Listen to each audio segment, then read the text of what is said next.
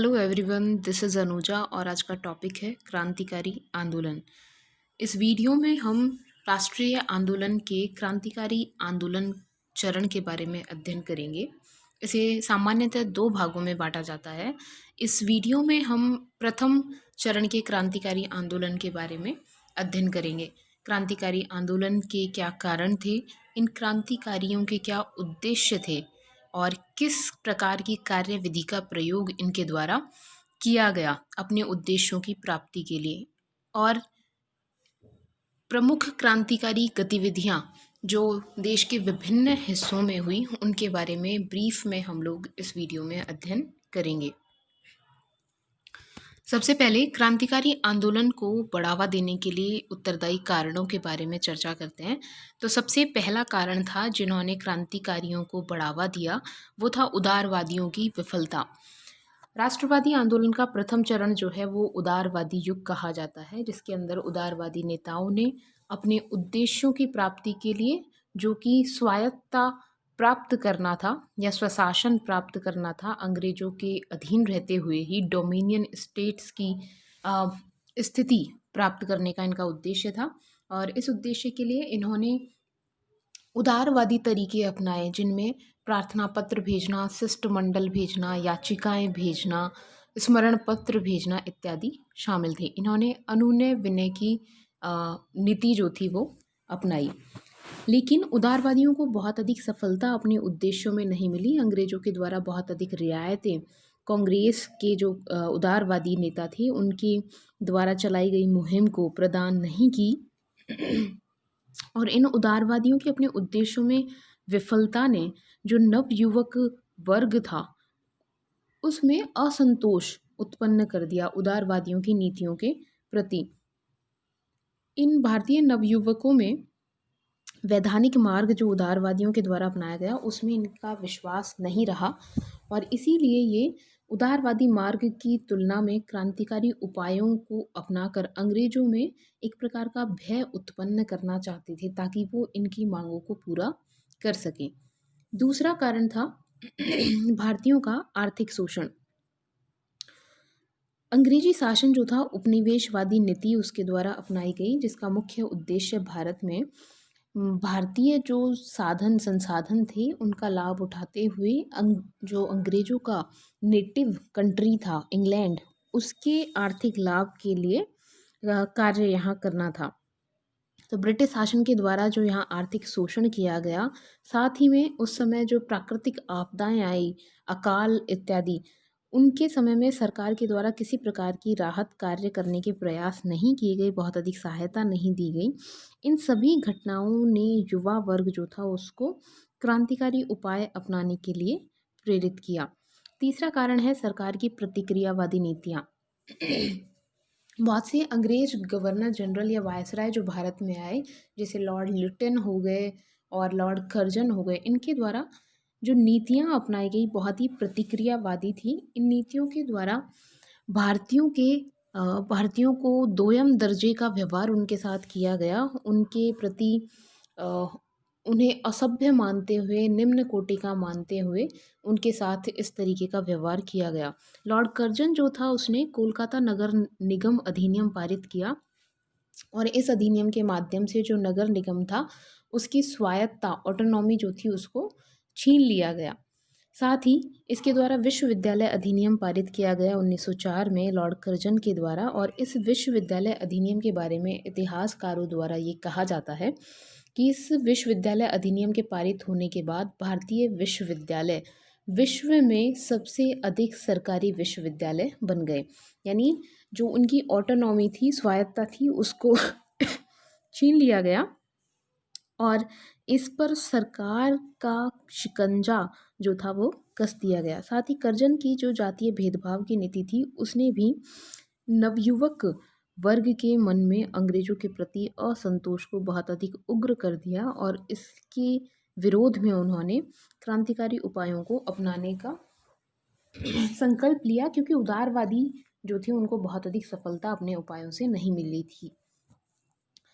एक turning point जो क्रांतिकारी आंदोलन में आता है या जिसने क्रांतिकारी आंदोलन की शुरुआत को जो है एक अहम मोड़ दिया वो था 1905 में बंगाल का विभाजन। इस बंगाल के विभाजन के बाद बंगाल का जो क्षेत्र था वो वहाँ के नवयुवकों ने इन क्रांतिकारी उपायों को बड़े व्यापक पैमाने पर अपनाया और बंग भंग के विरोध में जो ये आंदोलन चलाया गया इनके द्वारा उसको बड़ी कठोरता से कुचलने का प्रयास किया गया, जिसने भी भारतीय नवयुवकों के मन में, क्योंकि इनका दमन जो है हिंसक उपायों के द्वारा किया गया था, तो ये भी हिंसक उपायों को अपनाने के लिए प्रेरित हुए। नेक्स्ट रीज़न है मध्यम और पढ़े लिखे वर्ग में असंतोष। भारत में जो पश्चिमी शिक्षा प्राप्त नवयुवक थे वो और मध्यम वर्ग से ज़्यादातर आते थे। इनमें बेरोज़गारी बहुत अधिक थी। साथ ही अगर इनको नौकरियां दी जाती थी तो बहुत निम्न दर्जे की नौकरियां दी जाती थी। ऊंचे पदों पर इनको जो है नियुक्ति नहीं प्राप्त होती थी। साथ ही इनकी सेम पद पर रहते हुए भी इनकी सैलरी और जो यूरोपीय होते थे उन्हीं पदों पर उनकी सैलरी में बहुत अधिक डिफरेंस होता था। इन सभी कारणों की वजह से जो मध्यम वर्ग और युवा वर्ग था, शिक्षित वर्ग था, उसके अंदर बहुत अधिक असंतोष अंग्रेजों के प्रति उत्पन्न हुआ।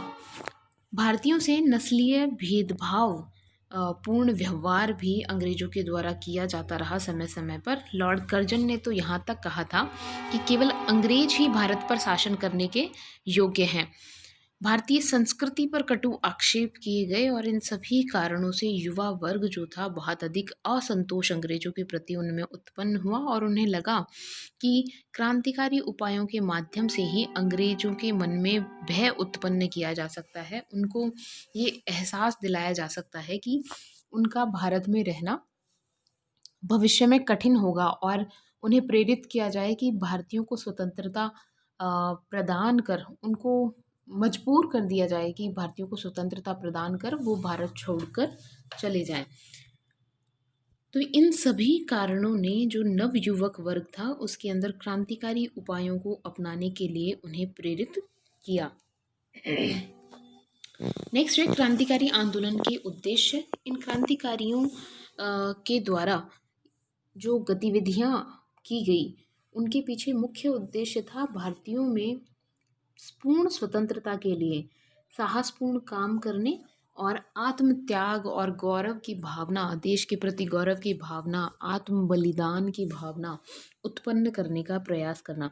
क्रांतिकारियों को भी पता था कि अगर वो जैसे किसी जज की हत्या कर दी, किसी पुलिस अधिकारी की हत्या कर दी, किसी और ऊंचे पद पर नियुक्त यूरोपीय व्यक्ति की हत्या कर दी, अंग्रेजों की हत्या कर देने से उन्हें स्वतंत्रता प्राप्त नहीं होगी। लेकिन उनका ये मानना था कि वो भारतीयों के मन में उस चेतना को जगाना चाहते हैं और वो भारतीयों के मन में इस भावना को उत्पन्न करना चाहते हैं कि अगर उन्हें अपने देश को आज़ादी दिलानी है, अंग्रेजों को भारत से बाहर निकालना है, तो इसके लिए उन्हें प्रयत्न करने होंगे और इन प्रयत्नों में उन्हें आत्म बलिदान भी करने के लिए तत्पर रहना होगा। अपने हितों का त्याग करने के लिए भी तत्पर रहना होगा और ऐसी ही भावना उत्पन्न करने के लिए उन्होंने इन क्रांतिकारी उपायों का, हिंसक उपायों का प्रयोग किया ताकि लोगों को वो प्रेरणा दे सके, अपने जान की बाजी लगाने के लिए लोगों को प्रेरित कर सके। इन क्रांतिकारियों का उद्देश्य था कि अंग्रेजों के मन में भय उत्पन्न कर दिया जाए इन क्रांतिकारी गतिविधियों के माध्यम से। साथ ही क्रांतिकारी जो थे वो भारतीय सेना, जो सैनिक थे अंग्रेजों की सेना में उस समय ज़्यादातर सैनिक भारतीय थे और इन भारतीय सेना का सहयोग वो इस आंदोलन में, राष्ट्रीय स्वतंत्रता का जो आंदोलन था उसमें लेना चाहते थे। और साथ ही संभव हो तो जो विदेशी ताकतें हैं जो अंग्रेजों के खिलाफ हैं, इंग्लैंड के खिलाफ जो अन्य यूरोपीय या अन्य कोई विदेशी देश हैं, उनकी सहायता भी अगर संभव हो तो वो प्राप्त करना चाहते थे। चाहे जापान हो या रूस हो, जैसे क्रांतिकारी जो थे उनके द्वारा बम बनाने की कला सीखने के लिए रूसी क्रांतिकारियों से बहुत से लोगों को जो है अपने रिप्रेजेंटेटिव बना करके, प्रतिनिधि बना करके पेरिस भेजा गया, रूस भेजा गया। देश में हिंसात्मक कार्यक्रम करना, जैसे देश में ब्रिटिश शासकों, पुलिस अधिकारियों और क्रांतिकारियों के विरुद्ध सूचना देने वाले जो मुखबिर या जासूस होते थे उनकी हत्या करना, ताकि इनके मन में भारतीयों के प्रति भय उत्पन्न किया जा सके। क्रांतिकारी आंदोलन का जो दूसरा चरण शुरू होता है, उस दूसरे चरण में इन क्रांतिकारियों ने भारत में समाजवादी समाज की स्थापना करने की घोषणा भी की। तो ये भी इनका एक उद्देश्य बन गया कि भारत में एक समानता पर आधारित समाज स्थापित किया जाए, जिसमें आर्थिक समानता हो, सामाजिक समानता हो। तो इस प्रकार से समाज में समस्त प्रकार की जो असमानताएं थी, उनकी समाप्ति का उद्देश्य भी क्रांतिकारियों के द्वारा अपने सम्मुख रखा गया। हिंदुस्तान सोशलिस्ट रिपब्लिकन एसोसिएशन की जब स्थापना हुई, तो उनका एक प्रमुख उद्देश्य भारत में समाजवादी समाज की स्थापना करना भी था। क्रांतिकारियों की कार्यप्रणाली। अपने इन उद्देश्यों की प्राप्ति के लिए क्रांतिकारियों ने किन गतिविधियों का प्रयोग किया? हिंसक गतिविधियों और धमकियों के माध्यम से ब्रिटिश सरकार को अपनी शक्ति और संगठन का अनुमान करवाने का प्रयास इनके द्वारा किया गया। बहुत से जो विभिन्न उच्च पदों पर नियुक्त अंग्रेज अधिकारी या यूरोपीय थे, उनकी हत्या करने का प्रयास किया गया और कुछ में उन्हें सफलता भी प्राप्त हुई। साथ ही जो सरकारी खजाना होता था, जो ट्रेन के माध्यम से विभिन्न या अन्य किसी माध्यम से जो है एक स्थान से दूसरे स्थान पर ले जाया जा रहा होता था, तो उसकी डकैती कर यानी उसको लूट करके अपनी इन क्रांतिकारी गतिविधियों के लिए धन एकत्रित इनके द्वारा क्रांतिकारियों के द्वारा किया जाता था। साथ ही सरकारी इमारत, जिनमें संसद भवन हो गया या केंद्रीय सचिवालय हो गए या केंद्रीय असेंबली हो गई या कोई और अन्य सरकारी दफ्तर हो गया, इन पर बम फेंकना और सरकारी संपत्ति को हानि पहुंचाना, इन सभी गतिविधियों का एक मुख्य उद्देश्य यही था कि अंग्रेजों के मन में भय उत्पन्न किया जाए भारतीयों के प्रति और अपनी मांगें मनवाने के लिए प्रयास किए जाएं। क्रांतिकारियों के द्वारा गुप्त स्थलों पर सरकार की नज़रों से दूर रहते हुए क्रांतिकारियों के प्रशिक्षण आयोजित किए जाते थे, कैंप आयोजित किए जाते थे, अनुशीलन समितियों की स्थापना की जाती थी, क्रांतिकारी साहित्य का प्रचार प्रसार किया जाता था, क्रांतिकारी साहित्य पब्लिश या प्रकाशन इनके द्वारा किया जाता था, ताकि लोगों को इनकी गतिविधियों के बारे में जानकारी प्राप्त हो सके। सरकार के जो वास्तविक मंसूबे या उद्देश्य हैं भारत में शासन करने के पीछे, उनको लोगों के समक्ष उजागर किया जा सके, अंग्रेजों की शोषणकारी नीतियों के प्रति लोगों को जागरूक किया जा सके और क्रांतिकारियों को जो है सपोर्ट, क्रांतिकारियों के समर्थन में जनता शामिल हो सके, इसके लिए भी उनको जागृत किया जा सके, इसका प्रयास क्रांतिकारियों के द्वारा किया जाता था। क्रांतिकारी गतिविधियों के लिए हथियार, बम और धन पहुंचाने का कार्य भी इन क्रांतिकारियों के द्वारा सामान्यतः किया जाता था। क्रांतिकारी आंदोलन का विकास शुरुआत में अगर देखें तो बम्बई जो क्षेत्र, महाराष्ट्र का जो क्षेत्र है, वहाँ पर क्रांतिकारी गतिविधियों की झलक शुरुआत में हम देख सकते हैं। 1876 में वासुदेव बलवंत फड़के द्वारा शुरुआती दौर में हिंसक कार्रवाई का जो उदाहरण है वो दिखाई देता है। इसके बाद में दामोदर चापेकर और बालकृष्ण चापेकर, ये दो चापेकर बंधु थे या भाई थे, इनके द्वारा महाराष्ट्र में हिंदू धर्म संरक्षण सभा की स्थापना 1894 में की गई। चापेकर बंधु भी जो है शुरुआती क्रांतिकारी गतिविधियों के प्रारंभकर्ता माने जा सकते हैं। 22 जून 1897 को दामोदर चापेकर, इन चापेकर बंधुओं में से एक भाई ने पूना के प्लेग कमिश्नर रैंड और उसके सहायक आयस्ट की गोली मारकर हत्या कर दी, क्योंकि इनका ये मानना था कि पूना में उस समय प्लेग फैला हुआ था और वहाँ पर बहुत अतिवादी गतिविधियाँ जो हैं इन प्लेग कमिश्नर के द्वारा की जा रही थी और लोगों को रियायत या सहायता जो है वो प्रॉपर वे में नहीं मिल रही थी, तो इनकी गोली मार करके हत्या कर दी गई और इसी आरोप में इन दोनों चापेकर भाइयों को फांसी दे दी गई। महाराष्ट्र में जो क्रांतिकारी गतिविधियां थी, बहुत ज़्यादा गतिविधियां चित्पावन जो ब्राह्मण थे उनके द्वारा चलाई गई, जिनमें बाल गंगाधर तिलक भी शामिल थे और ये चापेकर बंधु भी शामिल थे। ये जो घटनाएं हैं क्रांतिकारी आंदोलन का आरंभिक चरण कही जा सकती हैं। और 1905 में जब बंगाल विभाजन हुआ, तो हम ऑलरेडी डिस्कस कर चुके हैं कि बंगाल विभाजन के बाद क्रांतिकारी जो गतिविधियां थी बहुत ही व्यापक स्तर पर और संगठित रूप में प्रसारित हुई या शुरू हुई। अब बंगाल में क्रांतिकारी गतिविधियों की अगर बात करें तो बंगाल क्रांतिकारियों का एक प्रमुख गढ़ माना जा सकता था, और इन्हीं की गतिविधियों पर रोक के लिए या यहाँ पर इन क्रांतिकारी जो भावना थी उसको दबाने के लिए ही लॉर्ड कर्जन के द्वारा बंग भंग या बंगाल का विभाजन का जो कदम उठाया गया, उसके पीछे एक मुख्य रीज़न ये भी था। तो बंगाल में बहुत से समाचार पत्र थे, जैसे युगांतर, संध्या, नवशक्ति इत्यादि। इनके माध्यम से क्रांतिकारी भावनाओं का प्रचार प्रसार किया गया। साथ ही यहाँ पर वारिंद्र घोष इत्यादि के द्वारा अनुशीलन समिति की स्थापना की गई। आने वाले समय में बंगाल के लगभग सभी भागों में विभिन्न अनुशीलन समितियों की स्थापना हुई।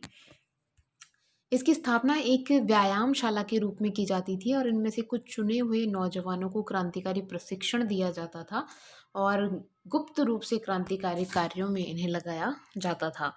अरविंद घोष, चितरंजन दास, सिस्टर निवेदिता, वारिंद्र घोष और अवनीश भट्टाचार्य आदि इन क्रांतिकारी समितियों से जुड़े हुए लोग थे। बंगाल में क्रांतिकारी साहित्य का प्रकाशन भी बड़ी मात्रा में किया गया। इनमें कुछ प्रमुख पुस्तकें थी, जैसे भवानी मंदिर, वर्तमान रणनीति, मुक्ति कौन पथे, ये बांग्ला में थी, और आनंद मठ जो बंकिम चंद्र चटर्जी ने लिखी। इन सभी पुस्तकों के माध्यम से जो है क्रांतिकारी भावनाओं का या उनके उद्देश्यों का, कार्यप्रणाली का इत्यादि का प्रचार प्रसार किया गया। वंदे मातरम, न्यू इंडिया इत्यादि अनेक क्रांतिकारी समाचार पत्र भी यहाँ से प्रकाशित हुए। बंगाल में ही प्रफुल्ल चाकी जो थे, उन्होंने पूर्वी बंगाल के गवर्नर सर बैमफील्ड फुलर को मारने के लिए बम फेंका उन पर, लेकिन इसमें वो असफल रहे। दिसंबर 1907 में ढाका का जो मजिस्ट्रेट था, जज था, उसकी भी गोली मार करके क्रांतिकारियों के द्वारा हत्या कर दी। ये कुछ ऐसी प्रमुख क्रांतिकारी घटनाएं थी जो बंगाल में उस समय हो रही थी। इससे आइडिया लग जाएगा कि किस प्रकार की गतिविधियां क्रांतिकारियों के द्वारा की जा रही थी। अप्रैल 1907 में ही मुजफ्फरपुर में खुदीराम बोस और प्रफुल्ल चाकी जो थे, इनके द्वारा वहाँ के जिला मजिस्ट्रेट किंग्सफोर्ड की गाड़ी पर बम फेंकने की योजना बनाई गई। इनके द्वारा बम फेंका गया, लेकिन गलती से वो बम किंग्सफोर्ड की गाड़ी पर ना गिर करके उसी से मिलती जुलती एक जो गाड़ी थी, जो मिस्टर कैनेडी की, जिसमें मिस्टर कैनेडी की पत्नी और उनकी बेटी बैठी हुई थी, तो उस गाड़ी पर गिरा और वो दोनों इसमें मारी गई, लेकिन किंग्सफोर्ड बच गया। इसके बाद में पुलिस ने तत्काल कार्रवाई की और खुदीराम बोस को गिरफ्तार कर लिया गया और उसे तुरंत फांसी दे दी गई। वहीं जो प्रफुल्ल चाकी था, उसने पुलिस के हाथों से बचने के लिए खुद को गोली मार करके आत्महत्या कर ली। इसी दौरान यहाँ पर एक मानिक तल्ला केस के नाम से अभियोग चलाया गया, जो बहुत ही फेमस रहा। मानिक तल्ला में हथियारों को बनाने का कारखाना क्रांतिकारियों के द्वारा चलाया जा रहा था और इस केस में लगभग 30 लोगों पर अलीपुर षड्यंत्र या मानिक तल्ला केस के नाम से केस अभियोग चलाया गया और इसमें अरविंद घोष भी शामिल थे। हालांकि सबूतों के अभाव में उन्हें बाद में छोड़ दिया गया, ये मुक्त हो गए इससे। तो ये कुछ गतिविधियां प्रमुख रूप से क्रांतिकारी आंदोलन के प्रथम चरण में बंगाल में घटित हुई। अब महाराष्ट्र में अगर क्रांतिकारी गतिविधियों की बात करें तो ऑलरेडी हम चापेकर बंधुओं की बात कर चुके हैं।